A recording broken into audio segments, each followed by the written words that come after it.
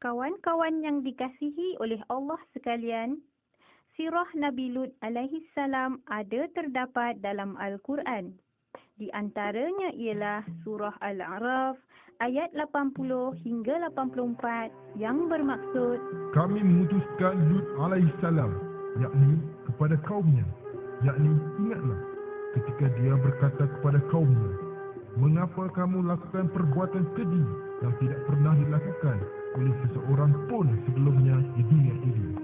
Kamu mendatangi lelaki untuk menyalurkan nafsumu, bukan kepada wanita. Bahkan kamu ini kaum yang melampaui batas. sebelum ini ada diceritakan bahawa Allah telah memerintahkan Nabi Ibrahim alaihi salam berhijrah ke Palestin bersama pengikut-pengikutnya. Kisah ini ada terdapat dalam jilid 3. Di antara pengikut Nabi Ibrahim alaihi salam ialah Nabi Lut alaihi salam. Dengan perintah dan keizinan daripada bapa saudaranya, Nabi Lut alaihi salam telah berhijrah ke Sodom dan menetap di sana. Dan yang paling dahsyatnya, mereka telah mencipta satu kekejian yang tidak pernah dilakukan oleh sesiapa pun dari keturunan Adam sebelumnya, iaitu liwat. Perbuatan liwat ialah melakukan hubungan sejenis lelaki sesama lelaki.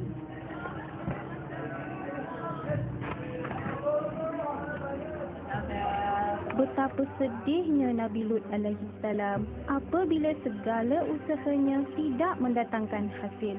Malah mereka dengan bangganya melakukan lebih banyak perbuatan maksiat secara terang-terangan.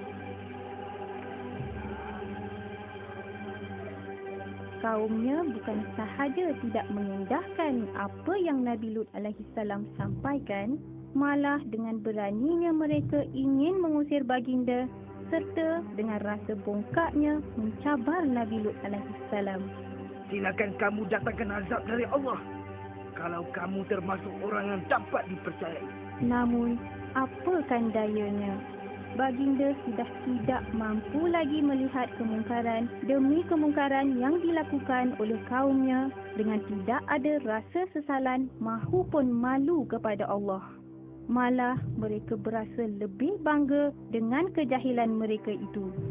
Pada ketika itulah Nabi Lut alaihi salam berdoa kepada Allah untuk memohon pertolongannya. Kawan-kawan sekalian, Allah Maha melihat dan Maha mendengar.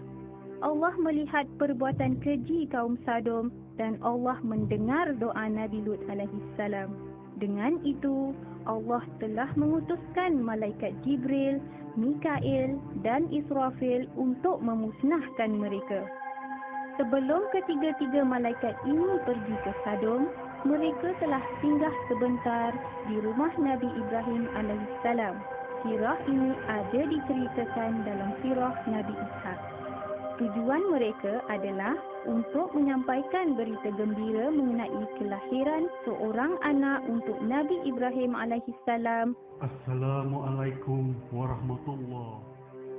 Dan untuk memberitahunya tentang tugas mereka terhadap kaum Nabi Lut alaihissalam. Kami diutuskan kepada Sodom untuk memberi pengajaran kepada kaum Lut. Selepas itu, barulah mereka berangkat ke Sodom. Mereka telah menemui salah seorang puteri Nabi Lut alaihissalam yang sedang mengambil air di sebatang sungai. Assalamualaikum warahmatullahi. Waalaikumsalam. Puteri Nabi Lut alaihissalam itu pun membawa mereka ke rumah untuk bertemu dengan Nabi Lut alaihissalam. Mereka tiba di rumah Nabi Lut alaihissalam pada waktu hampir malam tanpa diketahui oleh kaum Sodom. Hanya keluarga Nabi Lut alaihissalam sahaja yang mengetahui tentang kehadiran mereka. Jemputlah masuk. Nabi Lut alaihissalam merasa amat sedih sekali.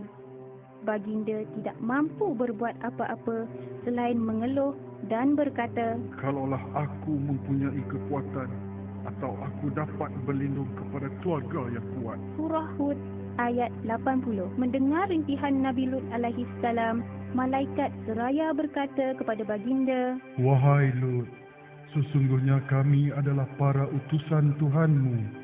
Mereka tidak akan dapat mengganggu dirimu. Seterusnya, para malaikat itu menceritakan tujuan mereka datang ke situ. Setelah mengetahuinya, Nabi Lut alaihi salam dan keluarganya dengan segera mempersiapkan diri untuk meninggalkan tempat itu. Wahai manusia, tinggallah kota ini. Tinggallah kota Sodom demi kebenaran. Allah Al-Latif. Allah Maha Lemah Lembut terhadap hamba-hambanya yang taat pada perintahnya.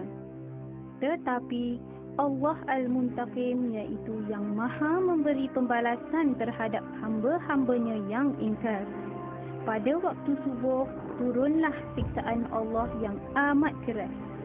Suatu hentaman suara yang amat dahsyat telah menghancurkan mereka.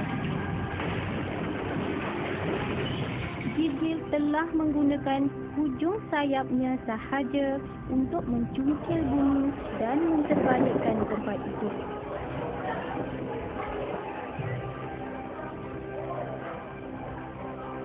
Manakala langit pula tidak henti-henti menurunkan batu-batu bertanda yang amat panas, di mana pada setiap batu-batu itu ada terdapat nama orang yang hendak dikenakan balasan.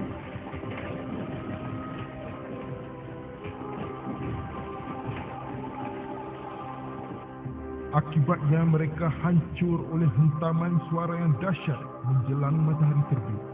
Kami jadikan kota itu terbalik, bahagian atas berada di bawah, dan kami hujani mereka terus-menerus dengan batu-batu dari tanah yang keras.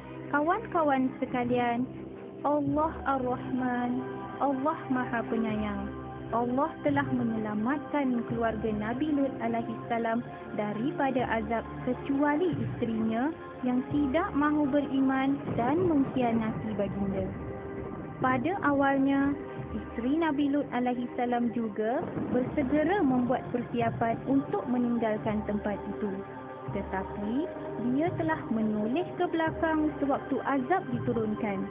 Maka dia juga menerima nasib yang sama seperti kaum Sodom. Itulah balasan bagi orang yang mengkhianati Allah, tidak terkecuali walaupun